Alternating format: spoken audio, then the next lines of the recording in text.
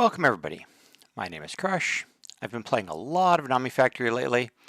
I wanted to put together a base tour video, but instead of a single tour of an endgame base, I'm going to give a series of base tours that show how my typical base evolves from start to finish of the pack. My runs are focused on efficiency. They're on going fast, so we don't waste time on making things pretty. We start with the very first base in the overworld. This only needs to last us for about an hour while we find and collect enough ores to get through the first quest tab. I look for a relatively flat place, covered in grass, and we don't have to run very far to find. So we start with a crafting table and a couple of crates, some basic furnaces. To stock these furnaces, we need wood. Spruce is my favorite. We also need rubber wood. We can get by with purely rubber wood, but spruce trees just speed things up a little bit. We want a little flax farm. This helps kickstart our DME, and some wheat to help us get to the end. Next, we will hop up to what becomes our permanent base in the void, and there we start with two sections. Both of those align with chunk borders. Here we'll have four crafting stations around a crate, and we have 4 gold furnaces, which will be plenty for smelting for a long time. We throw some infinite water here. We have a couple of steam dynamos connected to an LVCEF using the first energy conduit, conductive iron energy conduit. And then we have a sugarcane farm using SNAD, using timers, pistons, observers, all going into a chest. And this will provide all the fuel we need for our steam dynamos for now, for our furnaces, and even as a source for paper. So getting through all that gets us through the first tab in the quest book and moving on to the next base in the tour. We rejoin our base right as we're bringing AE online. The base has jumped from 2 chunks to 8 chunks. Our crafting stations here are happily retired. The gold furnaces are still here, but for now they are fed with conduit, both with sugarcane in the back and with ore from this chest. We have moved our rubber wood production up from the overworld. Our power consists of 3 steam dynamos, 2 of which have been upgraded with turbine upgrades and 1 with a boiler upgrade. That was enough to limp along into what will provide power for a good bit with this numismatic dynamo. We're using energetic alloy conduits now to move power around. That's our second conduit. We have all of the LV crafting machines we need for batch crafting. We have a pyrolyze oven and our first EBF. We have a charger for our charge service quartz. We have the beginnings of PPC automation. It's almost fully automated, but not quite.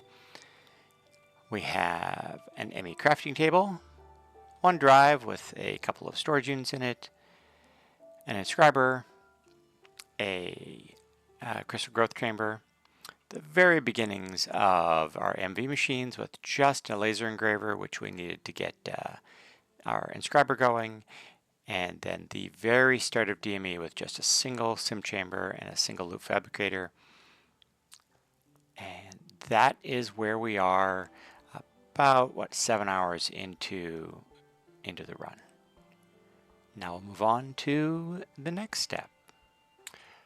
Our next stop is the base just as Epoxy is coming online.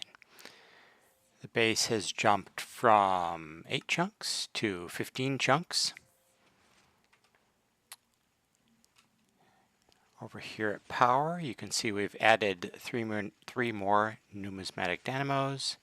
They're upgraded to reinforced, well, most of them. They can produce 6,520 RF per tick. We're shipping around that power using vibrant energy conduits. We have a pyro oven still, but it is currently not connected to power. We're up to 3 EBFs. The third EBF here, it has the titanium processing loop set up on it. So rutile comes in, titanium goes out. Our PPC is fully fleshed out here now. We have an atomic reconstructor and a reconstruction chamber. Currently manual, not hooked up with an interface yet. ME has been expanded to 2 drives, one for regular items, the other one for fluid. DML has been expanded to 6 sim chambers, 2 for shulkers, 2 for Endermen, and the other 2 will be changed around depending on what we need at the time. We only have 1 loot fabricator at this point. Again, just manually moving them around as needed. The MV line has expanded a bit. It's all very manual, with the idea that it will get us to polyethylene and polyvinyl chloride. We do have an interface set up on the assembler to make our SMDs and some conduits. Behind those, we have the start of an HV line. This is where automation really starts to take off. So all of these machines are set up on AE and with autocrafting. And behind that, we have the infancy of our passive crafting. So we have a lubricant and drilling fluid. We've got nitrogen dioxide and methanol and chlorine, and all leading us to epoxy. Over here we have our keeping stock area. It's again just the start of it, where we have hydrogen peroxide leading to tiny hydrogen peroxide. We have a couple of crafting computers set up here and our cryo distillation. This takes the pressure off of oxygen and eventually be used for other things. The vacuum freezer is doing double duty right now. It's both cooling my hot titanium and creating liquid air for the cryo distillation. And our tree farm is now automated with a farming station.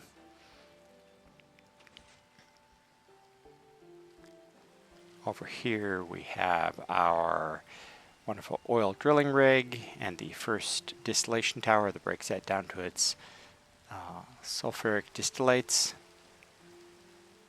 Last over here we have the water mill. There's just one. There will be 4 of them in here eventually. This creates our grid power, which will be used for mechanical crafters and eventually our angel ring. And that is what we have at this point. Now we'll jump ahead to the next base. Now we jump into our base as we have just gotten to our first micro miner. The first thing to notice is that we can fly now, thanks to an angel ring. Chunk-wise, we've only expanded to 16 chunks. We're still powering the base primarily off of numismatics. We have 11 of them now. Our conduits are in steel. This ender chest is where we bring grains of infinity into the base. We just have a single vacuum chest and some fire water down on bedrock. These 5 inscribers are used to keep AE circuits around. We also have a soul binder on demand Right now that's just set up for prescient crystals, but that'll grow. The pyro oven is gone. In its place, instead, we have a vacuum freezer. This is dedicated to hot ingots, so we aren't sharing with the cryo distillation for that anymore. We've added 2 more EBFs with nichrome coils. PVC production has expanded with 2 macerators and an electrolyzer. We've got an EV chemical reactor and an EV smelter. This allows us to expand DME a bit.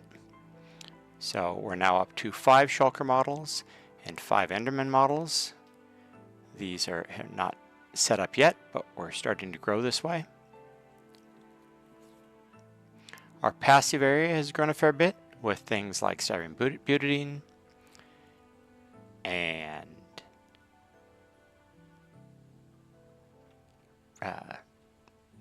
luminescence and carbon, and over here we have tungsten being created from end steel.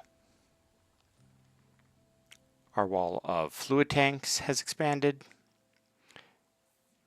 We also have a storage bus over here for overflows. This has a priority above the ME system but below the tanks. So as those overflow, we don't fill up our ME system. Our mechanical crafters expanded a little bit. And we've also added some things to keep in stock.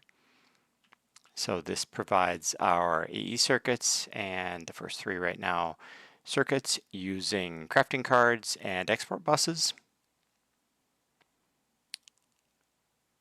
The petroleum section has added an additional distillation tower to further refine petroleum products. GP generation is up to 4 water mills, like I promised. And last, but certainly not least, is our ore processing, which goes a long way towards providing materials needed, and is thanks in large part to Neve's flowchart. And that's about it for the base at this point. I guess we are up to our first extended crafting table. Now on to the next step. Our next stop here is right after we've created our first Mark I fusion reactor. Looking back, I wish I had one more save between the two, as this got a little large. We skipped some things, but it is what it is. The base has now expanded to 26 chunks, which is a full 10 chunks larger than we last saw, but to be fair, a lot of those chunks are virtually empty. We've grown up to 29 numismatic dynamos, but as you'll see, our power production has expanded as our consumption has gotten a lot higher too. We've also made the jump to our final conduit here as superconductor conduits. There was a stop at signalum conduits in between there, and I don't have that an example of that. Ore processing has grown a little. We're now up to 4 ore washers. This is usually the slowest part of things, so we have to do that. We've added 2 additional vacuum freezers, one for Neutronium, one for superconductor wires, as those have particular fluid needs. We've added 7 more EBFs all the way along here and 2 more here. We will add more. We need lots of metal. Polymer clay production has grown a little. We've added some more macerators here, some more EV machines here, but we've also added PAs. This one is gravel, this one is sand, and this one is electrolyzing. We have our multi-smelters over here now, so which are upgraded to HSSG. So we have lots of sand, or lots of glass, and lots of pulsating dust. We've added an implosion compressor. We need that for reinforced iridium alloy. DME is gotten a big expansion. We're now up to 30 sim chambers for shulkers and 30 for Endermen. Every model is represented to one degree or another. Some just have one of, others we have 10 or more of. Over here we're up to our first 10 Ender Dragon models. We need more of those.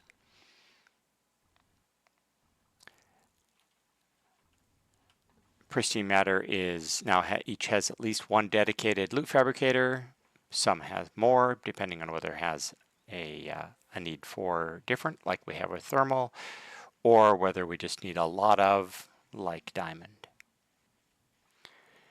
Autocrafting has expanded with not only a lot more HV, but we now have EV, IV, and even LUV. As you see, we get fewer and fewer as we go along. Basically, if I don't need to upgrade an HV, I don't. Compressors and assemblies, we have to. They're just required. Passive lines continue to expand. Not a lot to say there. Our mechanical crafters have expanded. At this point now we have passive nether stars and passive mana dust. We have our first assembly line. This will be our only on-demand assembly line. I think it's 12 chunks long right now.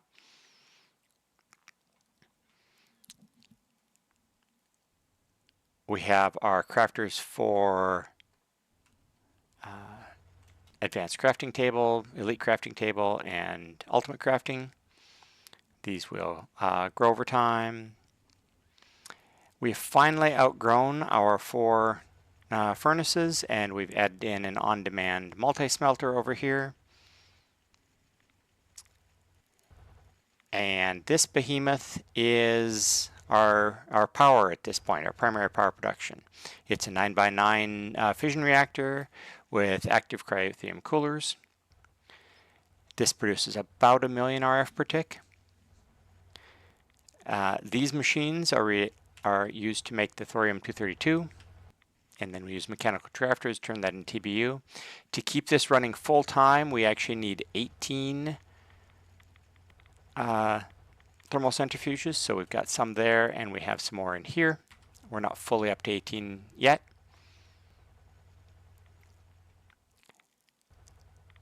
We also have a smaller fission reactor over here. This is the 5x5 cryolattice breeder. We need that to get things like americium and neptunium and californium. And then last over here we have the Mark I fusion reactor. We need this to get to europium, and later it will be making oxygen plasma. And that should be it for this level of base. And now we'll move on to the next step. Welcome back. We are now up to having a Mark II fusion reactor. The footprint of the base hasn't actually changed at all. We're still sitting at 26 chunks. However, the chunks are getting filled in a little bit more. We'll hop over here first, wedged right over here. We have a rocket launcher pad, which we use to go to the moon. The primary need for that is to build a lunar mining station for deuterium and helium-3. We've added a couple more EBFs. We've added 2 processing arrays here in order to start making stem cells and wetware circuit boards. These are just running with LUV chem reactors for now. DME continues to expand. We're at 40 shulker models, 35 Endermen, as well as the others growing a little bit as we go. Passive processing has added silicon rubber, sterilized growth medium, polytetrafluoroethylene, just to make me say that. Back here in LUV, we have infused lava crystals, along with some Naquata processing in order to get Aquadaria for Neutronium. Autocrafting has added a ZPM line. We continue to add in crafting computers and our tower of molecular assemblers. Our first Draconic fusion injector setup is over here. 2 more injectors are currently being built. We have the combination crafter over here. This is for empowered blocks. In addition to our Mark I fusion reactor, we've now added a Mark II fusion reactor to get tritium. And around the corner here, we have the latest addition to our power production, 8 plasma turbines running on oxygen plasma. We're making oxygen plasma in the Mark I since we've gotten all of the europium we need for now. And this uses the helium-3 we got from our lunar mining station, and carbon. And then down here, we have our chicken farm, which we need for the sterilized growth medium. Now on to our next base. At our next checkpoint here, we have just created our first Neutronium solar panel. This will eclipse any power production we've had so far. It makes 8 million RF per tick, and we need every bit of it. Over here we've added 3 more EBFs, including one with Naquata alloy. This is for dark solarium, which takes a long time. We need that going. We've added a large microverse projector. We have expanded DME. We're now up to 90 shulker models. Diamonds are so needed. We also have 20 Ender Dragon models. The Draconic fusion injectors have been upgraded to chaotic. We've added a dragon egg mill for an extra 500 grid power. We have a tier 6 Powerball. This will help avoid any brownouts we have, especially when we're trying to make a Neutronium solar panel. We have our wonderful Neutronium solar panel, which actually probably isn't producing any power right now because it's nighttime. To get here though, we'd made 16 more plasma turbines, which are very important. We are very close to a creative tank. We need 1 more Neutronium solar panel and the Neutronium plates, and we'll be there. So close. Our penultimate stop is actually a bit past the creative tank. At this point, we've had tank for a little while and started utilizing it to pass just about everything. Our footprint is up to 35 chunks here in the void. First, we'll stop by power. You'll notice that the Powerball has been upgraded from a tier 6 to a tier 8. While we had to use our first 2 Neutronium solar panels to create the creative tank, our first priority, high priority, is to replace them to continue with our power needs. Over here, we threw a creative tank on for the oxygen plasma over here, because why not? It's free. So let's stop by our Infinity farm. This is the beginning of it. This is expanded to 12 chunks. What is that? Just 8 vacuum chests to get us going for now.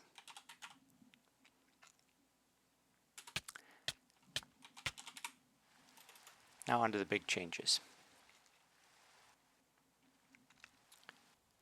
First thing we do with the creative tank is start making ingots. We do this with IV fluid solidifiers. LUV would be a little faster, but it requires an assembly line to make the parts, so that just slows things down. The first 2 rows here are going to be just straight metals. We solidify them into blocks, put them into compacting drawers, which gives us both blocks, ingots, and nuggets.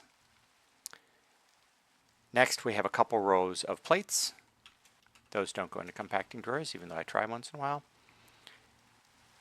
And behind that, we have a row for gears right now that will expand into gears and rotors. Next, we have a bunch of machines just for passive processing. So you'll see wires, fine wires, rods.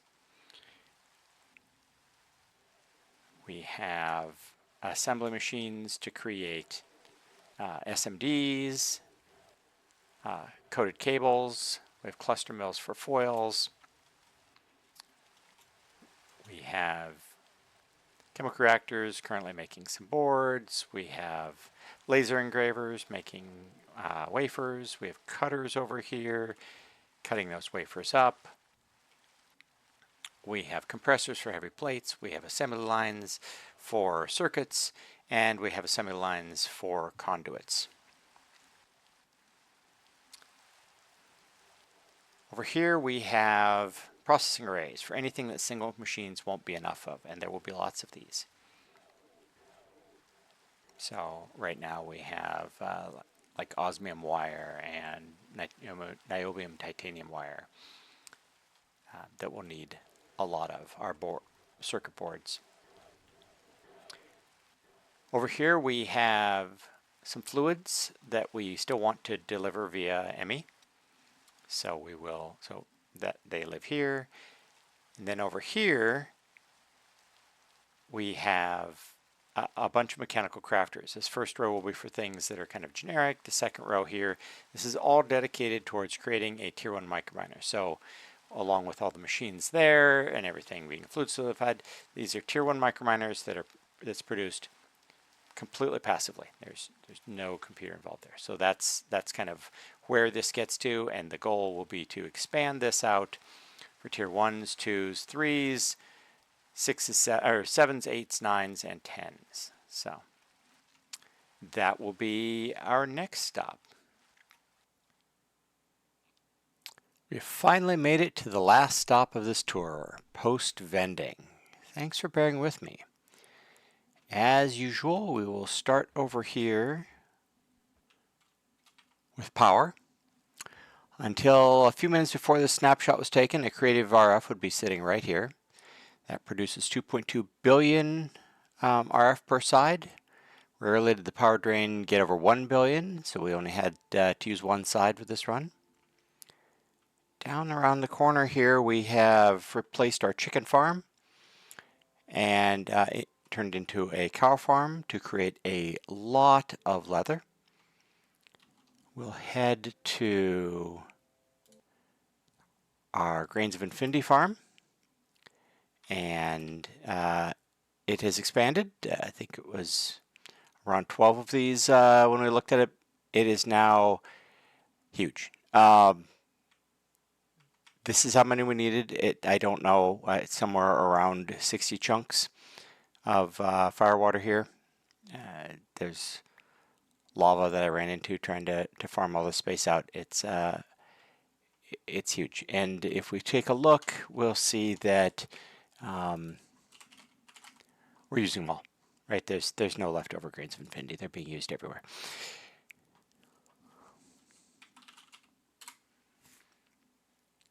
Okay. We will hop over here. We have an enchanter, which we needed for one of the creative items. We have a couple of passive atomic reconstructors here that we use to make resonating redstone crystals and Inori crystals. This here makes our coarse flowers, which we need for tier 7 and tier 8 microminers. This wall of resonators is required to make enough red coal. We have 3 passive slice and dices here for ender resonators. These passive soul binders are made for sentient enders and franken zombies and whatever this is here, prescient crystals, right? We've upgraded our microverse projectors, so we now have 4 different passive small ones for things like dilithium ore, exquisite emeralds, exquisite rubies, stellar creation data, and quartzite ore. These run ridiculously fast. They're on max power. We've added 4 more large microburst projectors. These are all passively running the tier 4s, the tier 7, tier 8, tier 9, and tier 10 microminers. The goal of this run, or of every run, is to get down to a point where the tier 10 microminers are being run as fast as, just to keep this busy full time. So about the last 24 hours of the run, this is running a Heart of the Universe every 5 minutes. The EBFs over here have all been made passive, so we have the emerald crystals, fluxed electrum, some bulls, our quantum flux Neutronium heavy plating for tier 9s, and the Neutronium plating for tier 10s, so those all just run passively. Our wetware processing has grown. I think when we looked at last, we had 2 processing arrays with 4 LUV chem machines. We are now up to 4 PAs that are for stem cells. These are fully loaded with 16 UV chem reactors. One of the PAs you can't see here because it's over in the PA area. Similarly, we just ran out of space here. Similarly, we have 9 PAs with for the wetware circuits themselves because simply 8 wasn't enough.